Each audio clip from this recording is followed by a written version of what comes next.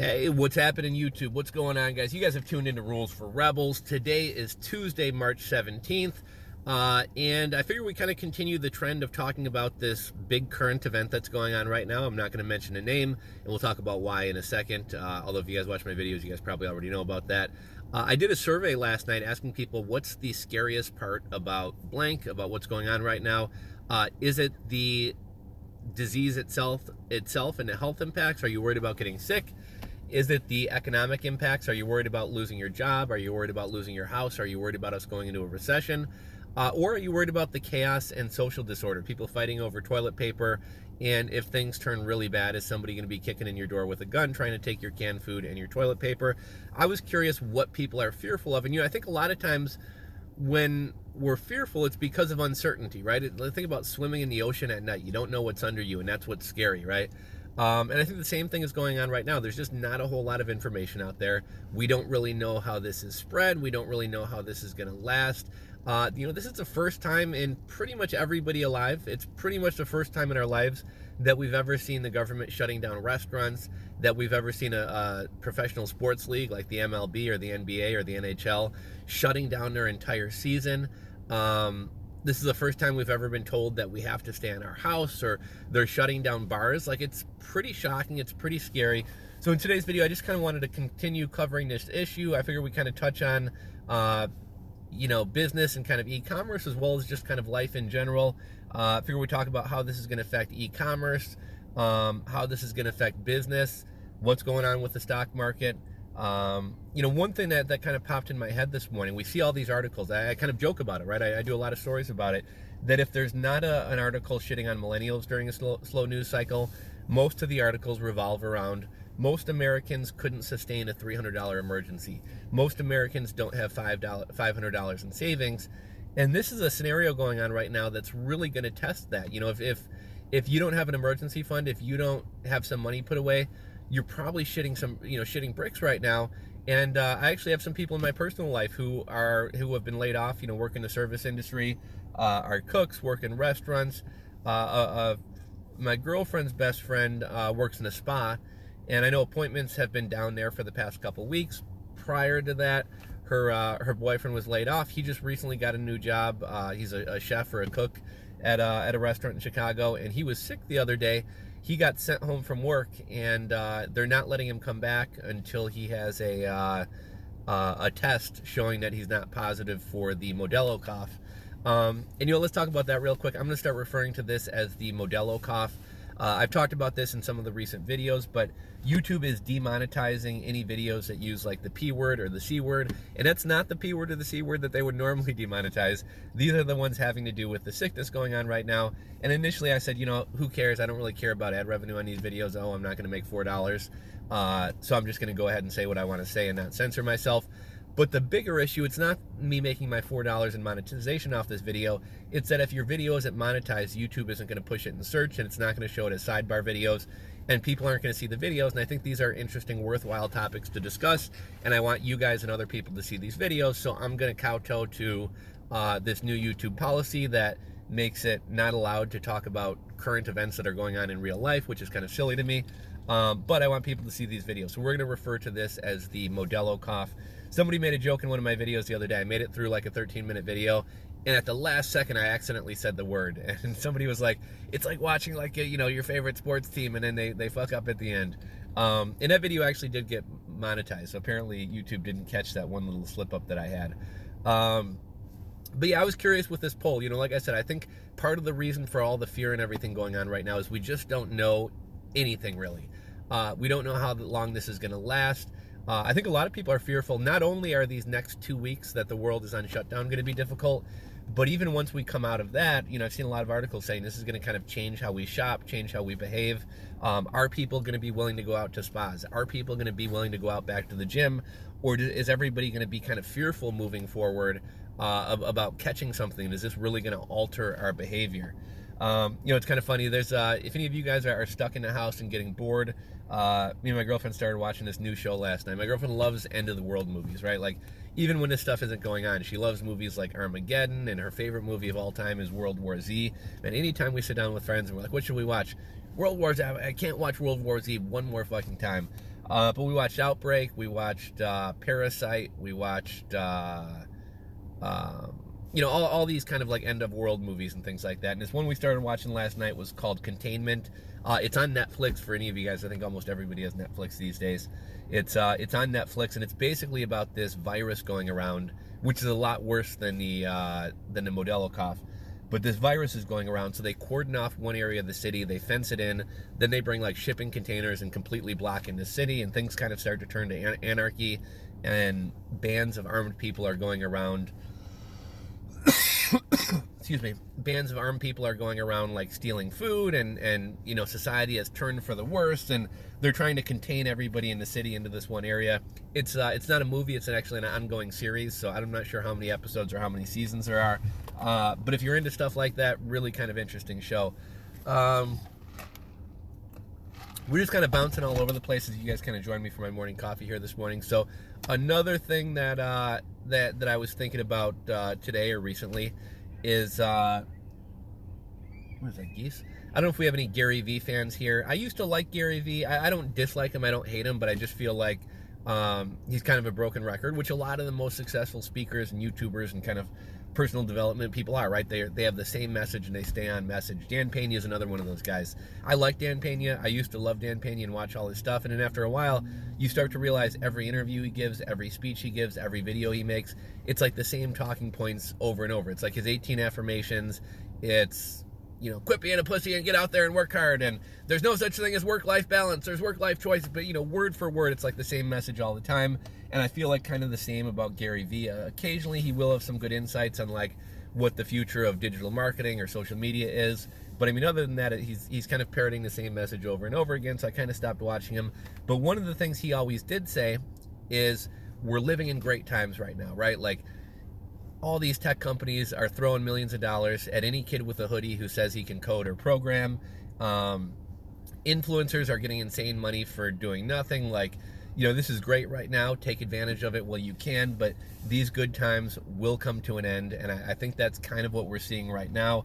With all this uncertainty going on, with business slowing down, companies aren't going to be paying influencers $3,000 to take a picture of, paying an influencer $3,000 for the influencer to take a picture of themselves holding up a pre-workout tub next to their yoga pants, right? Like, this stuff is going to come to a grinding halt. I was watching a Glendon Cameron video the other day. Glendon Cameron of Kung Fu Hustlers. I first got turned on to him years and years and years and years and years ago, before most people were even into the whole making money online thing. He was doing like how to make money buying and selling storage auction videos, and that's back when I was doing storage auctions, and I kind of found him, and then he's kind of transitioned into kind of like an overall, he's kind of got away from the storage auctions. He starts businesses, he does digital marketing, sells digital products, things like that. He does a lot of really long live streams. If you like my videos, you might like his videos. But on Sunday, I was chatting with him on one of his live streams, and he was kind of talking about how businesses that aren't real businesses are going to fade out right now, and also businesses that sell non-necessities are going to be hurting the most. So, I mean, right now, if you're selling ramen noodles, if you're selling, I hate to say hand sanitizer because that's been kind of shut down, but you get the point. If you're selling necessities, your business is going to be thriving right now as long as your supply chain stays intact. If you're selling $35 print-on-demand t-shirts with an unknown brand, people are going to start tightening up, right? People are fearful about their money. People are going to start tightening up with their spending, and people aren't going to be buying the $35 Anvil t-shirt that says beast mode on the front, right? Like, people just aren't going to be spending money on that type of stuff. If you're selling Tibetan prayer bracelets or AliExpress gadgets, again, if your supply chain is even still up and running, people aren't going to be buying that stuff. If you're an influencer relying on companies to pay you hundreds or thousands of dollars to throw up an Instagram post or give an Instagram shout out, that stuff is coming to an end. And that's kind of what Gary Vee was kind of calling, is these good times are going to come to an end, and I hope you got something on the back burner. I hope you're building something more sustainable or something more long term. As far as like the overall economy, I think the biggest fear right now is the next 2 weeks, is up until March 1st. It's sounding like that 2 weeks may wind up getting turned into 6 or 8 weeks, which will be scary to see. But I think what's even scarier, the even bigger issue, is what does this mean for our economy moving forward, right? A lot of people have been sitting on the sidelines waiting for this quote-unquote recession to happen for a number of years, and the Fed kept pumping money, and the Fed's still pumping money, but it doesn't really seem to be working anymore. But, a lot of people have been kind of sitting on the sidelines, fearful, waiting for a pullback in the economy, and, all it really was going to take is one reason to throw things overboard, and I think the Modelo cough is what's going to do it, right? The market was just waiting for any flaw, any problem, any reason to tank, and the Modelo cough is kind of what broke the camel's back. So, I don't think it's just going to be a short-term shutdown and slowdown for 2 weeks. I think this is going to be what pulls the trigger and sends us into a recession. I think one important thing to keep in mind is that not all recessions are like 2008. 2008, the economy collapsed because of irresponsibility and corruption and greed, and the economy itself was falling apart. There was no money. What's going on right now, we're kind of shutting the economy down by choice. Like, it is partially due to fear, but I mean, we're actually shutting down bars and restaurants. We're actually stopping a lot of business. So this is like a proactive choice to slow down or even shut down the economy, at least temporarily. So we don't necessarily have the same issues going on. A lot of people have been saying stocks are overvalued. A lot of people are saying, it's scary that our manufacturing base went away and we're pretty much entirely a service economy. Yeah, these are all problems, but, I don't think this is going to be like a 2008 type thing. It's not the same issues. It's not the same type of problems. I only got a couple more minutes, so let's kind of pivot it. If you are somebody who's out of work right now, or who works in the hospitality industry, or who works, and I think all industries are going to get hit, but if you work at a restaurant, if you're a massage therapist, if you do nails, if you work at a gym, these types of things are going to wind up getting hurt worse than others. I'm generally not one to recommend the gig economy. I don't think the gig economy is sustainable. I don't think it should be anybody's full-time job. But I think I am kind of thankful for the gig economy in times like these. There's a bunch of YouTubers out there who make videos telling you how to make money in the gig economy. So if you are out of work right now and you're struggling, or you're worried about struggling, you could, you might not want to do Uber and be in your car with people, but you could do something like Instacart. A lot of people aren't wanting to go to the grocery store right now. There's another app called TaskRabbit where you can basically do tasks for people, whether run errands, do somebody's shopping. There's a guy, he was actually my Uber driver one time, and then I started following his YouTube channel. His channel is called Rideshare Revolution, and he makes videos about, he's mainly an Uber driver. He used to be a wrestler. He's also a stand-up comedian, but he does TaskRabbit and all these other things, and like some of his tasks, he'll put together your IKEA furniture for you. He'll help you move. He'll do all these different things for you. So he said he's on pretty much every gig economy app, and he'll make like $2,000 a week during good times. Obviously things have slowed down, but I think he said he tries to make about $120 every day between about 4 and 9. And he's got some great advice and some great tips out there. There's another guy called the Apptrepreneur who his videos talk about how to make money. Sorry, the phone was going to sleep there. His videos talk about how to make money on apps. I know Rideshare Revolution was talking about an app that allows you to deliver liquor and get paid, basically like a Grubhub or an Uber Eats, but for liquor. He didn't mention what the service was, but I did a little bit of research last night. There's a website, I'm actually an affiliate for them, it's called Drizzly. And Drizzly is basically like an online Binny's. I'm not sure exactly how it works. I'm guessing they have partnerships with local liquor stores, or maybe they have a warehouse somewhere. But I guess you can sign up to be a Drizzly delivery driver, and you can deliver liquor to people. Right now, a lot of people aren't wanting to go out. A lot of people aren't wanting to be around crowds. And one of the things I've seen that hasn't gotten cleared off shelves like crazy is liquor. So I imagine there's a lot of people ordering liquor, a lot of people wanting to order liquor, a lot of people drinking. That might be some type of app that you could sign up for. But, like I said, I don't think the gig economy is great to rely on as your full-time income. But if you're somebody who's going to be out of work for the next couple weeks, I think the gig economy could be a lifesaver for you.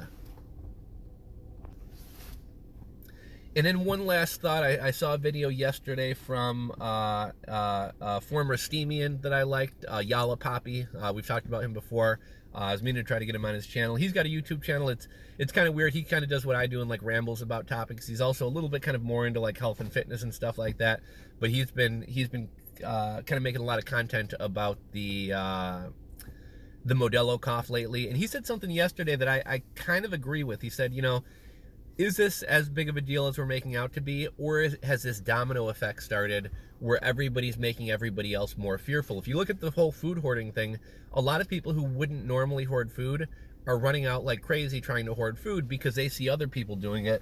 And when you see that there's no toilet paper on the shelf, even if you're not somebody who would normally hoard toilet paper, it kind of freaks you out and makes you want to do it too. And at least in my mind, I feel like the NBA canceling the season was kind of a tipping point.